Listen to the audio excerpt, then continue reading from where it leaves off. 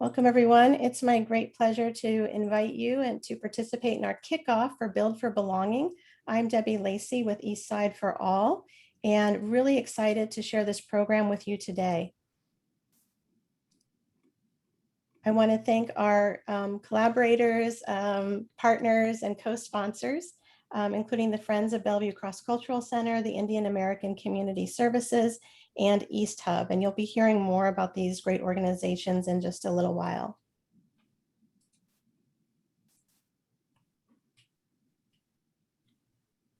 I hope you're all doing well. It's a beautiful afternoon, and I'm excited to have you all here today.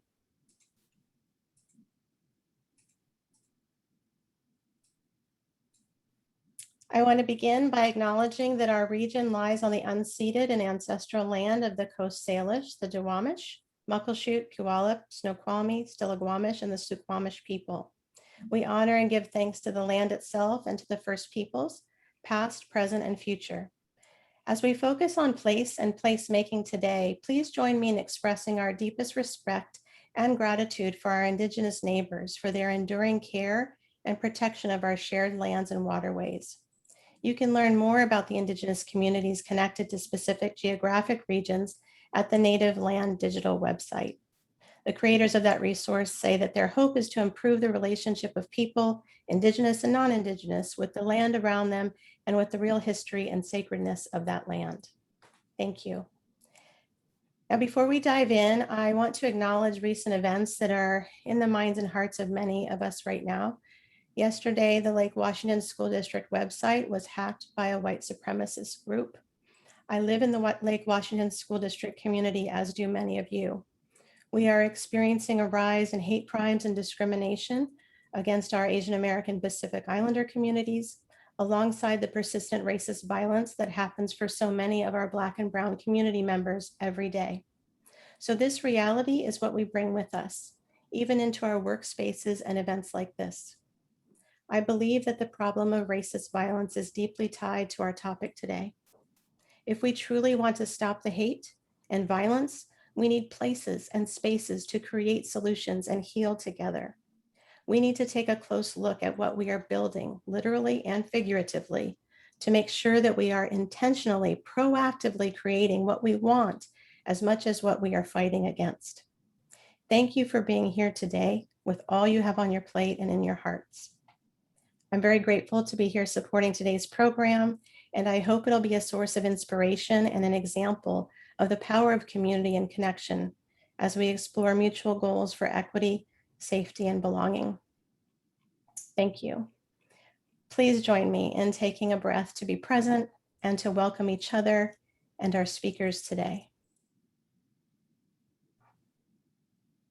It is my great pleasure to introduce Dean Renée Cheng, who I found out about when I saw the announcement when she first arrived at UW. Renée Cheng joined the College of Built Environments there as Dean in January of 2019. Dean Cheng comes from the University of Minnesota, where she was a professor, associate dean of research, head of the School of Architecture, and directed an innovative graduate program linking research with practice and licensure. Prior, she taught at the University of Michigan and the University of Arizona. She's a graduate of Harvard's Graduate School of Design and Harvard College. Dean Cheng has been honored twice as one of the top 25 most admired design educators in the United States by Design Intelligence. She has received numerous honors and awards, including the 2017 Lean Construction Institute Faculty Award, and was named to the American Institute of Architecture's College of Fellows in 2017. Dean Cheng is a leader in the American Institute of Architects, the AIA, and advocates for equity in the field of architecture and in the practices related to the built environment. Recently, she led the research effort for the AIA Guides for Equitable Practice in the Workplace. Please welcome Dean Renée Cheng. Thank you very much. If we were in person, we would be giving you a loud round. Yes, I know. It's the Zoom equivalent. Thank you very much for the opportunity to talk with you today. I brought a few slides, so I'm going to share my screen and we can talk about some of these issues that are hopefully of interest to you. I am relatively new to the region because I've been here since 2019, but then the pandemic also trapped me in a much more limited sphere. So I actually feel like I don't know the region all that well. So it's great to be able to meet you all in this format. I hope we can meet in person another time. But I also less familiar with some of the issues that might be facing some of the communities other than the UW centric world that I tend to inhabit. So I thought that I love the theme of what you're talking about today and the group mission. So I thought I'd talk about some of the things that I'll mention. I think you probably already know, but it's maybe some context for how I'm approaching work in our college. If you don't know our College of Built Environments, it is one of the few colleges of built environments in the US. There's a few more nationally, internationally, but it's unusual to find the disciplines that we have that really deal with all the aspects of the built environment. So when you wake up in the morning, the room and the window that you experience, then as you might leave your house and go to work through the transit system and in through using infrastructure and planning, you pass by landscapes and spaces. You are in environments that have been planned out and logistically figured out in terms of their construction as well as their financing. So those are the disciplines that are part of the architecture, landscape architecture, urban design and planning, construction management, and real estate. So it's actually a little unusual to find these 5 disciplines all in one college. Often construction management is in civil engineering, real estate might be in a business school. So to be able to have them all together is actually a wonderful opportunity and one of the reasons why I came to UW. So when we think about what the work that is that we do, we are interfacing with groups like yours, community groups, business leaders, firm leaders, as well as obviously students and prospective students.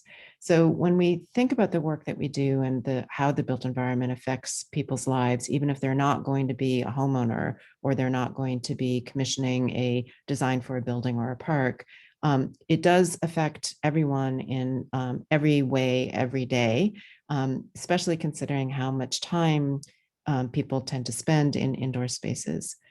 So for example, it's become increasingly evident that zip code has something to do with health and wealth. So when we think about why does zip code determine health and wealth, we look at patterns that seem to be occurring in terms of life expectancy in these broad geographic areas across the United States. When you look at a finer grain, the picture just gets more complex when you're starting to look county by county. And then when you cross life expectancy with the populational educational achievement, it gets even more complicated. And so you don't always understand what the relationship is between zip code or the place that you are being born and raised to your outcomes. But obviously there's some connection because patterns are occurring in ways that we can begin to understand there could be contributing factors. For example, when we look at King County and the COVID cases, and you compare that with Adams County, you see that in King County, it very much mimicked the national trends, but just lower. So it spiked when the national spikes were happening, but we were able to keep the caseloads lower through a number of different policies and practices in the state and the county. But then when you look at other counties, and I chose this one because it was one of the most different, and you can also see there's some pretty different population demographic differences there, but it had a really different pattern and greatly exceeded the national numbers in a number of time periods over the past 18 months. So I'm not here to answer the question on why this happens because it has a lot to do with, again, these very complex factors, but it does have something to do with the places and spaces and the communities that we're part of. So when we ask the questions around what is zip code, how does zip code relate to health and wealth?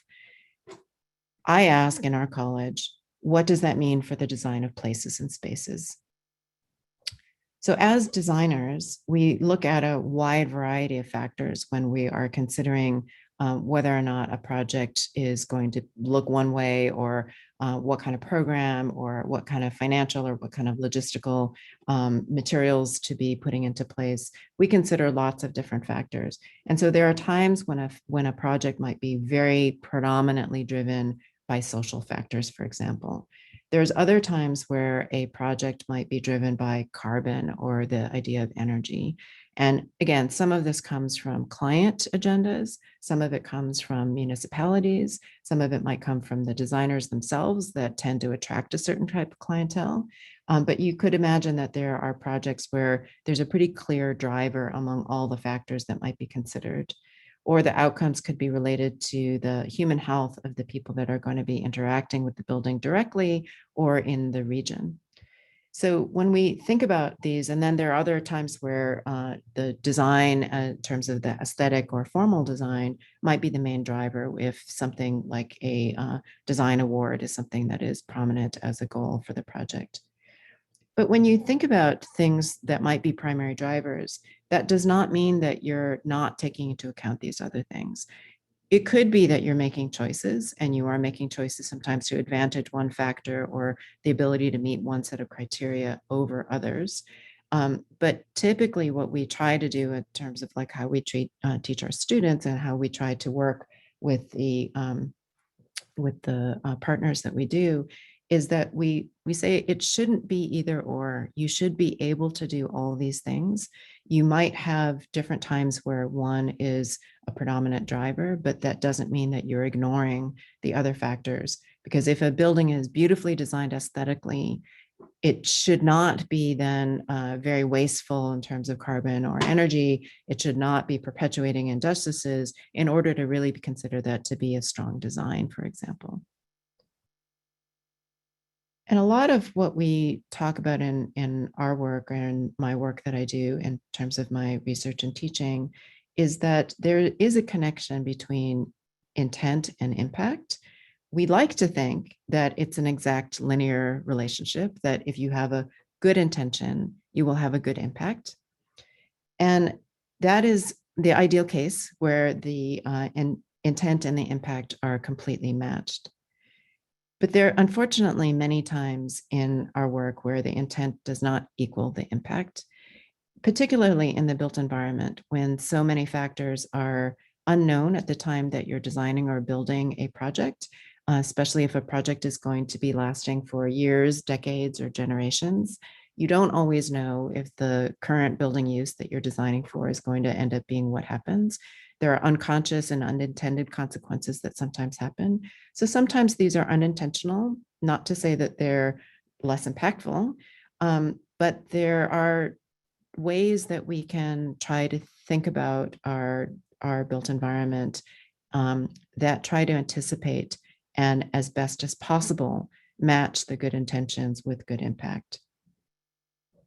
And these impacts have consequences. And again, these are not always things that designers in particular, or municipalities, or building clients, or project clients can always anticipate. But you can look at the consequences, usually through the lens of history, and understand what were the original stated intentions and what has happened over time and played out.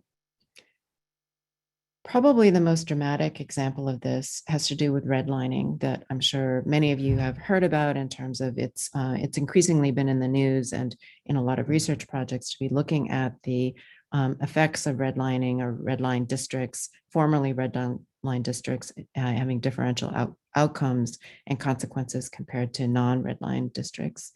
So let's go back to looking at this intent and impact. So the Homeowners Loan Corporation in 1935 to 1940 was establishing these zones. The intent that was stated at the time for creating these red line districts that were considered to be best or hazardous were really to protect financial investments. And that was the stated intention. The intention that now we understand through the lens of history was to protect financial investments for certain people and for institutions that belonged to the dominant white culture at that time. And so the impact, which was fairly immediate, was segregation. that you had the red line areas being predominantly communities of color that were unable to access some of the financial investments. And so it tended to be places where investments weren't being made, and the cycle continued of disinvestment and people who could leave leaving. And so but the consequences that are playing out in these decades since then is that these are areas, the formerly red line districts are also hazardous in other ways, particularly for these communities that also tend to be the marginalized in other socioeconomic ways, um, with factors like asthma, lower life expectancy, less likely to be educated, et cetera. There's a number of things, and I'll just go through a couple of factors. So for example, this is now national data. Neighborhoods that were originally deemed hazardous or redlined in the 1930s are now 1 to 5 degrees hotter compared to those that were deemed best or not redlined. Mostly this is due to differences in the amount of pavement and lack of tree cover. And so you can see these having very clear evidence in the district. And there are maps that show some of these heat effects that almost exactly map onto those old red line district maps that Hulk produced. And then if you think about how this plays out in terms of heat, so 1 to 5 degrees hotter, learning is inhibited by heat exposure. And the most detrimental effects have been shown to be on Black and Hispanic students. And this is partly due to climate and the rise in temperature, and partly this is compounded by a lack of air conditioning in some of these schools. And cumulatively, you're going to have distraction over time, which is then going to affect learning and learning outcomes, which is then going to affect your choices to advance your education beyond that. So that's just one small example of a way that you can try to trace this connection or disconnection between intent and impact. And the Guides for Equitable Practice, which is a project that I've been working on for close to 3 years now with the American Institute of Architects. And we just posted the second edition this week. That has a lot of updates that relate to the, because we started this project before the murder of George Floyd. So a lot of changes and societal demands and expectations have been shifting for design professionals like architects.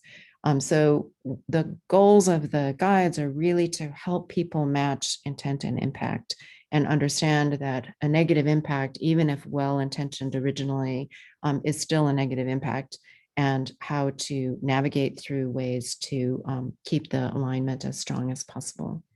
So for example, we have a chapter on engaging community that could have some relevance to some of the work that you're doing, where we are very action oriented in these guides, where we don't say you must do this or that there's a best practice, because a lot of the assumptions around equity is that the practices that work for one community or one group of people may not work for others. So it isn't like we're saying you should do this because this is shown to be a best practice. It's really equitable practices of understanding the needs. And again, the intent and impact, I talk to a lot of design professionals that have fantastic intentions, and many of them also have clients with fantastic intentions, and they can get stuck with saying, okay, we have these very lofty and somewhat abstract intentions to increase equity or improve justice or disassemble injustices. But what does this mean for how we practice or how we work with the projects and the communities that are engaged in our projects? And so we have a number of actions that are in these guides, and I won't read through this whole thing, but some of this comes from an attitude of design professionals working with the community partners as partners, not as experts that come in to tell the community what is going to be the right solution for their problem, but really thinking much more of the lived experience of the community members and the people who are going to be setting these agendas and inhabiting these places and spaces are equal to the expertise of the architects and the planners who have trained for their whole career in the particular skills and visualization and analysis skills that the community does not have. And so how to understand these skills as complementary and understanding that the designers are often outsiders. And so how do they enter in with respect in ways that provide their expertise and don't just simply reflect back what the community says they want, but actually do some of that back and forth and testing based on what they do know as professionals. And then understanding the community needs in such a way that it isn't up to the community to explain to them, but to be also understanding that context over time that the community may or may not be aware of in order to understand the priorities and not to be assuming that everyone starts from the same understanding of the issues. And then having a real commitment to community relationships and learning the workings of not just the group that is communicating with you or asking you to engage, but there are other groups that might be there and have maybe been doing work that is quite relevant, but different than what your project might be doing. So these are some of the things that we talk about in the guides that are informing the practitioners that are working with communities such as yours. We had a lot of people when we were developing these guides talk about authenticity and talking about how engagement was really important to have this authentic, sincere way of engaging. And so we, without wanting ourselves as the authors to be defining authenticity, we asked for voices from the professionals on what does authentic look like. And we got a number of really great answers in terms of how to connect in ways that are authentic and aren't just paying lip service to engagement.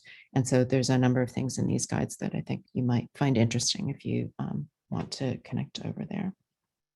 I'm going to end with just a super quick example of a project that we've been working on in the college. It's actually a class that I have one small piece of, but it's a studio project, which is very hands-on and engaged.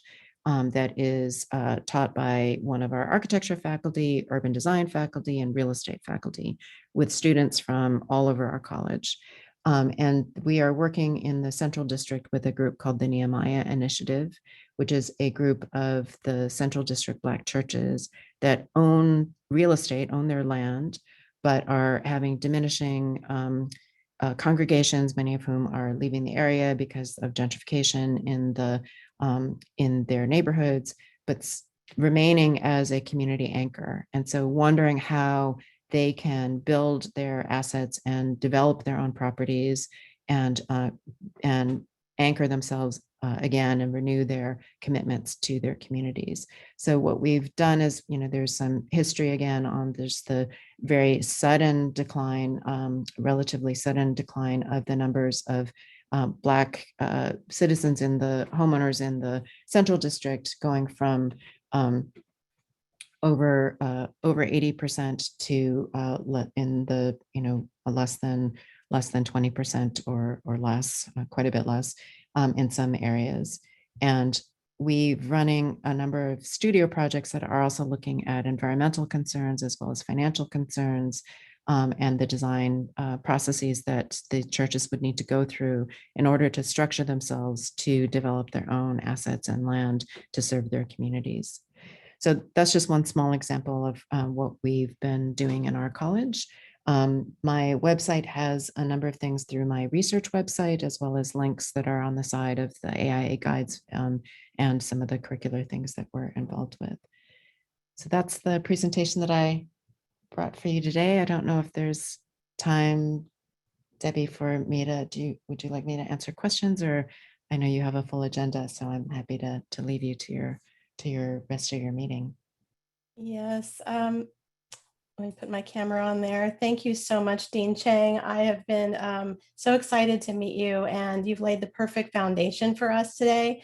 Unfortunately, we don't have time for a Q&A session with you. However, Yeah. I do want to invite people to post questions and reflections on Dean Cheng's presentation in the chat, because we hope that we can invite her back for a deeper dive another time. But it's really been, I think, wonderful to hear from your leadership, what you're building in your work here here locally and how much that intersects with exactly the kind of things that we're talking about and focusing on right now here in East King County. So Dean Cheng, thank you.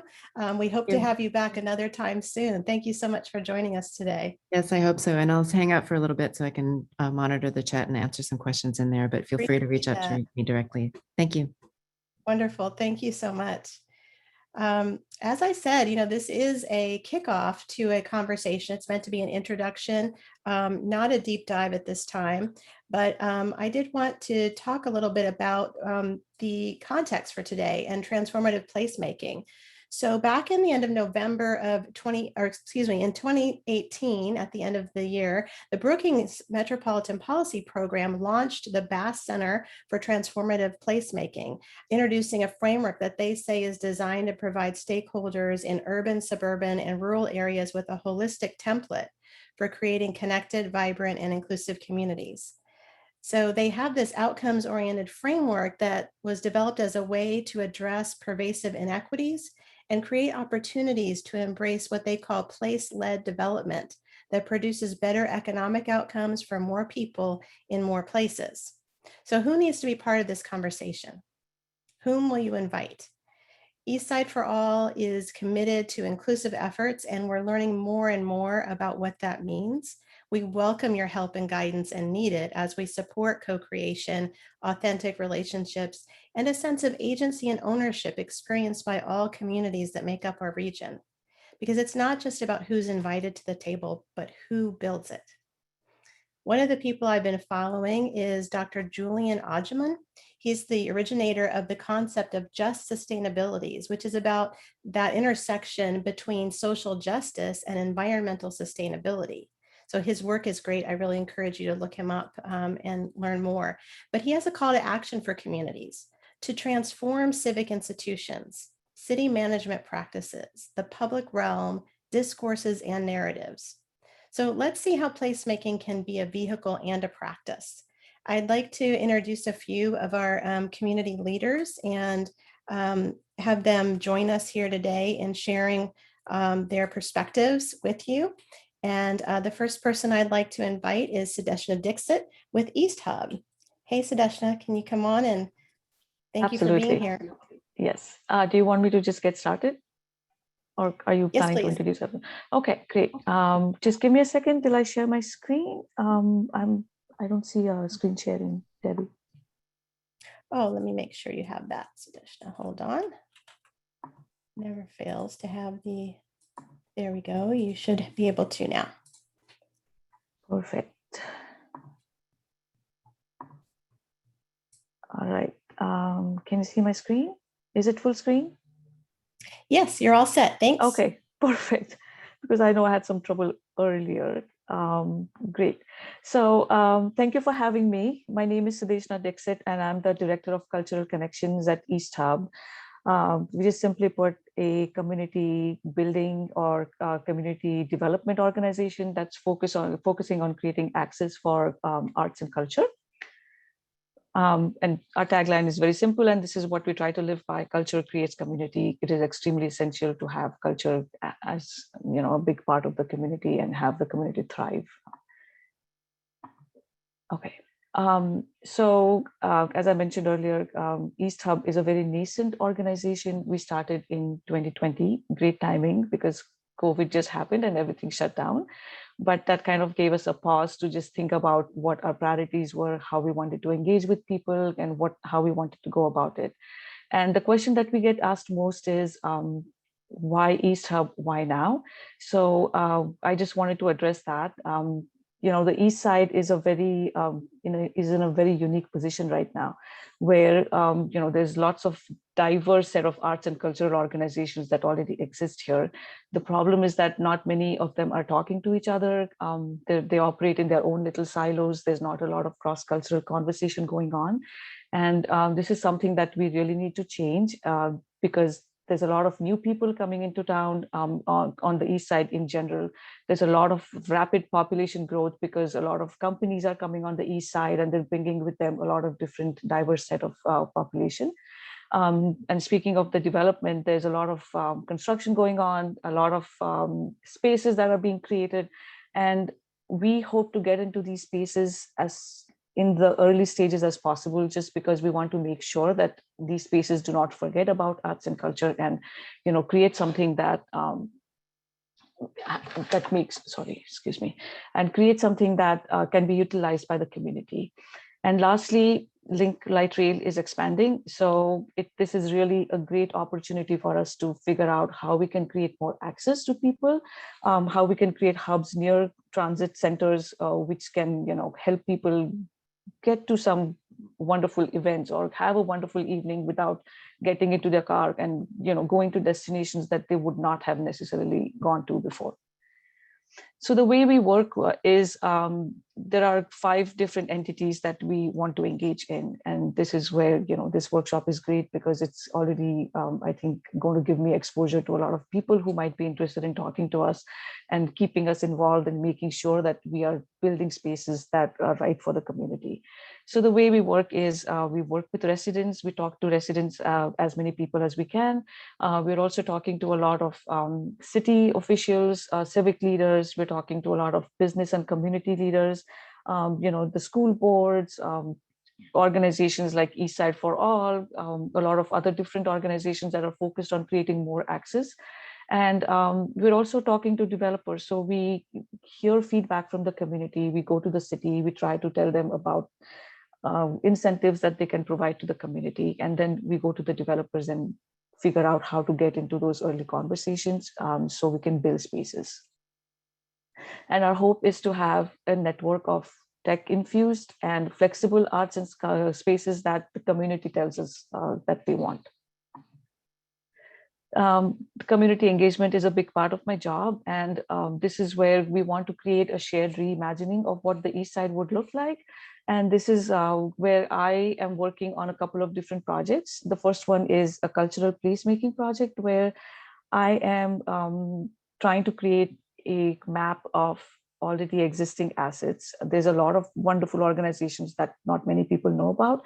There's a lot of networks and hubs and cross connections that happen that need more exposure and that need more audience. So how do we get that on the map? That's one part of the project. And then the second one is a project called Consensus Organizing, where we are working with hiring people in the local BIPOC communities who are usually not that well represented. So we are focusing on the Latinx community, the Black community, Indigenous community, South Asian, and South and Southeast Asian, Southeast and East Asian communities. And our intent is to talk to as many people as we can, figure out what their needs are, what their wants are, what kind of spaces they're looking for. How is COVID-19 affecting the programming? What do they see change? Is it going to be more tech focused? Is it going to be online?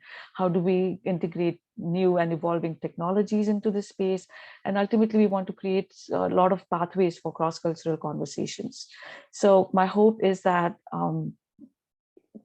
feel free to reach out to me. I would love to have a talk with all of you, explain to you what East Hub does in a lot of detail.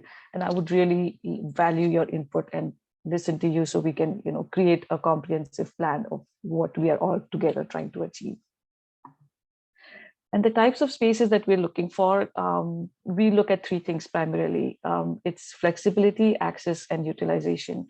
So the spaces that we're looking for, as I said, will dictate from the community what the community wants. But so far, all the wonderful conversations that I've been having with people, they're looking for things like rehearsal spaces. They're not necessarily looking for a well-designed theater space, but they want some place where they can actually go and rehearse. They're looking for classrooms. They're looking for community spaces where people can hang out and discuss things. They want pop-up experiences. So those are the things that people have mentioned to me so far, and that's what we plan to take back to the developers and say this is the kind of spaces that people are looking for. As I mentioned earlier, transit corridors give us a great opportunity to create more improved access for arts and culture. So how do we utilize the hubs that are created around transit to give more opportunities to people? And how do we infuse technology? Facebook is coming on the East Side, Amazon is coming on the East Side, Microsoft is already big presence here. So how do we talk to them? How do we make sure that the spaces that we build have technology infused in it? So, we can envision a post-pandemic world and make it a really, really great experience for all the people who cannot otherwise experience these things. And as I mentioned, we are trying to get buy-in from the governments, from the arts commissions, from the school districts, and we're also talking to developers and the community to create the most optimal spaces. And ultimately, the end result is that we want to create this very vibrant 18-hour hub, not a district, but a hub where the whole east side is infused with a lot of options for people to have, where everybody who lives here also enjoys working here, also enjoys playing here, and feels welcomed. And we want to create those connections which celebrate the diversity of this east side. We want to, make sure that everybody is represented in these conversations. And the outcome is we want to establish the east side as this very unique local regional place where people can visit, where the local businesses are thriving because of all the activities that are happening around here. And that just attracts a lot of innovation and a lot of creativity. So that's my very short introduction about East Hub, but I would welcome you to reach out to me. I'll provide my email in the chat, and I look forward to talking to all of you and take this forward. I'm very excited. And before I end, I just wanted to mention a couple of things. We are looking for consensus organizers. So if anybody's interested, please reach out to me. And we're also looking for artists because there's a lot of shows and other exciting projects that are coming up. So feel free to reach out. Thank you. Thank you, Sadeshna. And people can connect with you a little bit more shortly in one of the breakout rooms. So Yes. appreciate you so much sharing about Thank you. East Hub Yeah. and the new endeavors there. Thank you. At this time, I would like to introduce Lei Wu, who I came to know better over the course of the past year. Lei is with Friends of the Bellevue Cross-Cultural Center, and this is a center that several of you know about. It's an initiative that's being explored by the city of Bellevue, championed for several years by Councilmember Conrad Lee, and Lei will share about a community-rooted group that's supporting the vision and development of the center. So welcome, Lei. Thank you, Debbie. Some of you may know that in December last year, the Bellevue City Council approved $200,000 for a conceptual design of the proposed Bellevue Cross Culture Center. This allocation of funds also allow for a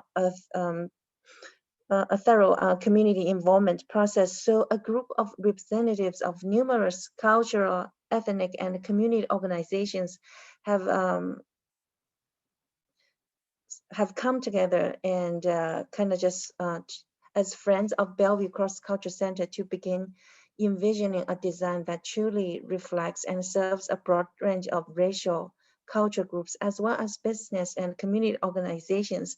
So as you can see, because of our goal, so we wanna this is a city project, but we want to make sure that diverse voices are heard continuously in the design, not only in the current design stage, but also in the development, implementation, and ongoing management of the Bellevue Cross Culture Center. So what we are envisioning in terms of the relationship between our group and the city is we are a very important community champion. We leverage our relationships with the community groups in the community and help the city to have an authentic community involvement process. What that means is that when we're not, the community is not just a passive party in this whole process. That we're not going to sit here and wait for the city to inform us what's going on, what's going to happen, what the decision is. We want to be a proactive participant as part of the process. We want to be part of the decision-making process. We want to be empowered to help the whole community to be engaged in this process continuously, regularly. The table is open to anybody who is sincere, who is authentic. So that's our hope is. Of course, that's the emphasis of our work for this stage. but we have some aspirations going forward to become a formal nonprofit organization, and we want to be a catalyst to for making connections in the community, regardless of where your heritage is, what your heritage is, what's your culture about. There's this physical space that you feel comfortable. It's interesting. There's something you don't know, but it's also seems familiar. It's a place that we can learn together. We can share resources. We can play together. Maybe most importantly, we can do some common good work, like services. So that's my brief introduction to you. Like Debbie mentioned, Councilmember Lee has been the champion on this project for some years, and just please feel free to reach out to me, to Councilmember Lee, for any further engagement or involvement. Thank you. Thank you so much, Lei. Really appreciate your work, and working together with you. It's been a real pleasure. At this time, I would like to introduce someone that I think a lot of you know. Lalita Opala has been on our community for a very long time. She's the executive director of the newly named Indian American Community Services. Lalita, thank you for being here. Well, good afternoon, everyone. Thank you for coming to speak to us, to hear from us, and to have a conversation with us today. As Debbie mentioned, I'm the executive director for India Association of Western Washington, also known as Indian American Community Services. And I'm here to talk about inclusivity and how we can invest in immigrant refugee communities, how we invest in communities of color, in our BIPOC communities on the East Side, and how that conversation has already been happening. We are each a part of that conversation. This is not new to us. How the community-based organizations on East King County have worked for decades to bring that conversation, and how we are today turning that wheel around to be a part of the decision-making tables to allow for cultural expression, to work on language services for our communities, to adopt policies that support inclusion, and to make sure that everyone is at that table. And I am very proud to be part of that conversation with the East Side cities. So today we are here to talk about how to further work on that effort. And I believe that as immigrant refugee communities, it is our work on our end to be a part of the greater civic community, but it's also a responsibility from our cities and from our electeds and our influencers in the community to make sure that those communities get engaged in conversations. So I will just repeat what Lei Wu said.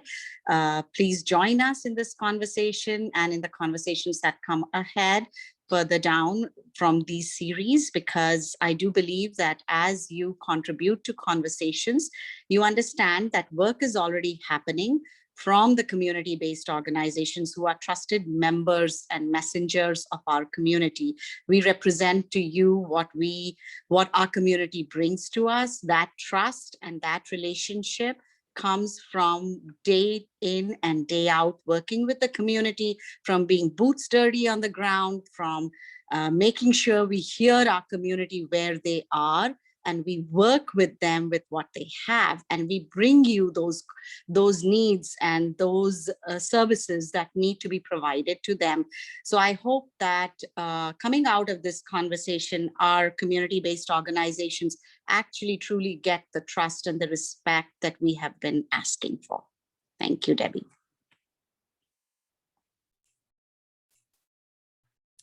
Thank you so much, Lalita. Wise words, and I learned so much from our partnership, and I'm so grateful for it. Thank you. At this time, it's time to get you all talking and sharing with one another in some of our groups today, and I hope you will stay to do that. because that is where the magic seems to happen and where the connections are made that makes this all have meaning, right? So I want to just give you a little bit of guidance before we head out to these groups and give you some time to reflect on which group you may be interested in joining. Get my thing here.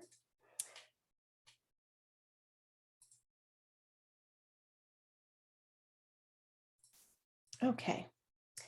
So we're going to have 5 different spaces for you to connect with others and explore placemaking related to that topic. And one of the things that I love about transformative placemaking is that there really are not boundaries between these topics and sectors. And the whole point of this initiative is to bring people together across sectors, to really spark imagination and innovation that comes from diversity of all kinds, being of different racial and cultural backgrounds, certainly, but also from different sectors and different parts of our region, whether you're in Redmond or Bellevue.